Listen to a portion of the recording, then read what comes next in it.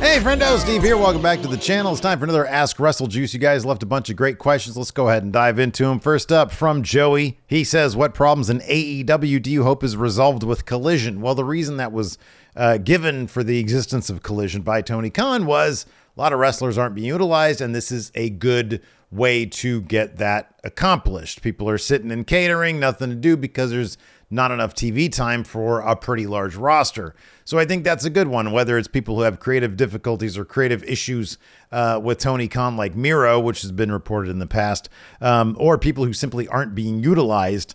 To be honest with you, I'd kind of like some of the bigger names from Ring of Honor to come over to Collision. For example, Athena is doing really great work in Ring of Honor. It's like the one thing I always see from Ring of Honor is like her little clips being sort of an obnoxious heel over there. Bring her over to Collision. Another name I'd like to see back on AEW cable programming is Eddie Kingston. I have not seen Eddie Kingston since he went to Ring of Honor, largely because I don't watch Ring of Honor and I haven't even seen any clips of him over there. He's just sort of disappeared from my programming. So I think that's sort of an issue that would be resolved through more TV. Hopefully he wouldn't just keep on going back to the same well that Tony Khan goes to right now on Dynamite, and I guess to a lesser degree Rampage.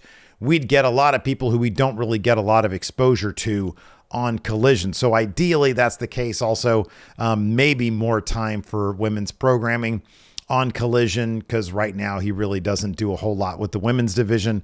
So I'd like to see that. Also, maybe take some risks with some stars who have some potential to do bigger things. For example, Swerve Strickland. I think there's a lot more that can be mined out of Swerve Strickland if he had, I don't know, more interesting stuff to do.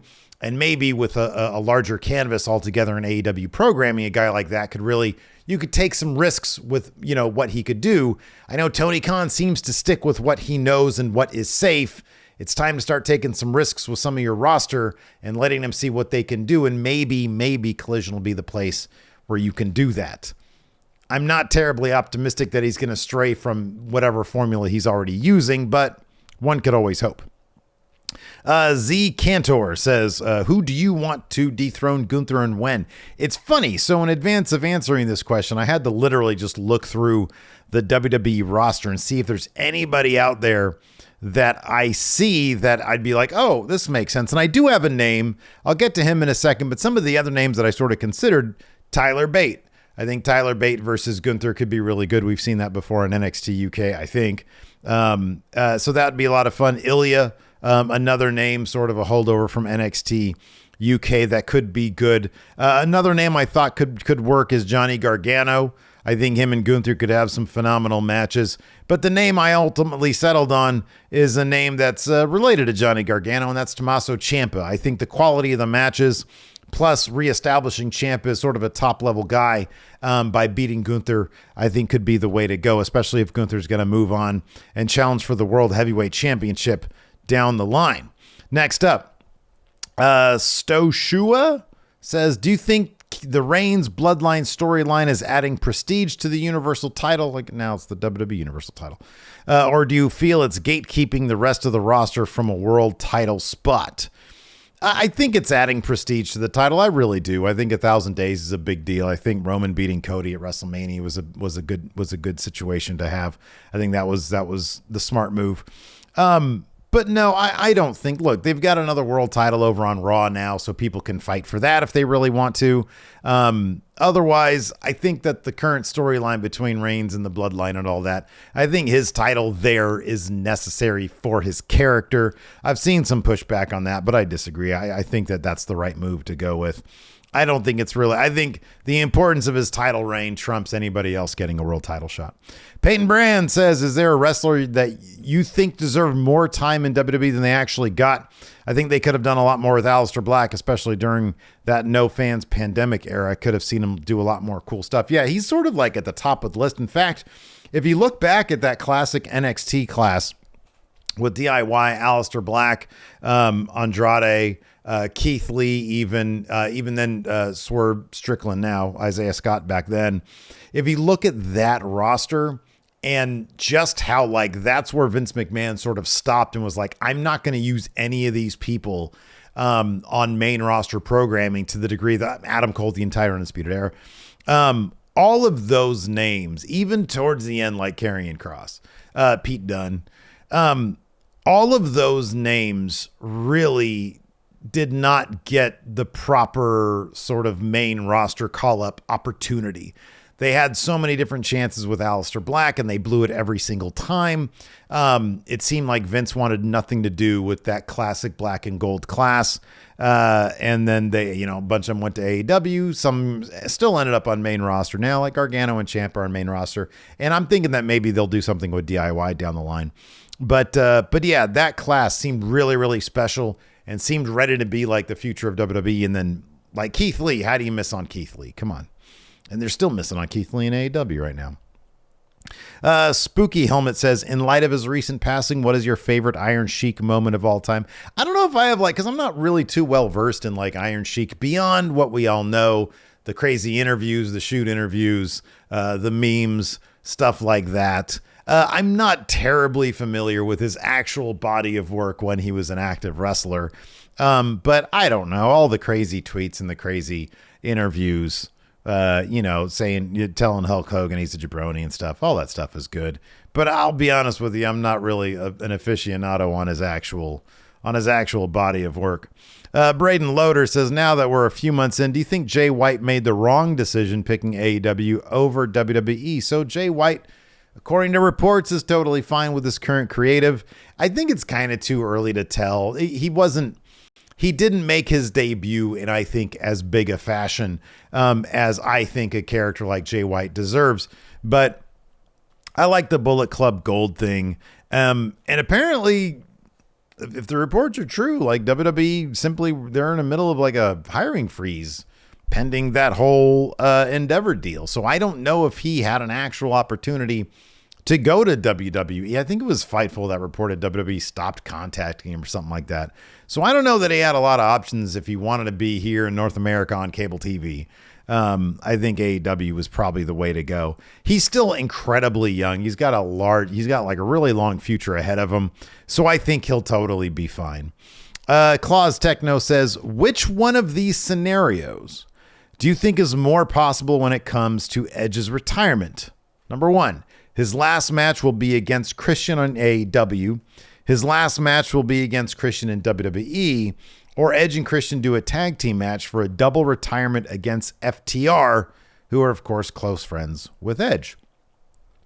I think the one that is most possible is probably the double retirement against FTR. I could see that being a possibility. I could see that maybe happening. Edge, retiring in WWE and then doing one last match, a double retirement match for him and Christian team up. I could see that being a possibility. I think that's probably the most possible. And then after that would be him going to AEW for one last match against Christian. And then after that, Christian coming over to WWE. I think that's sort of the least. I think AEW would jump at the chance to have Edge versus Christian. WWE, not so much. That's what I think.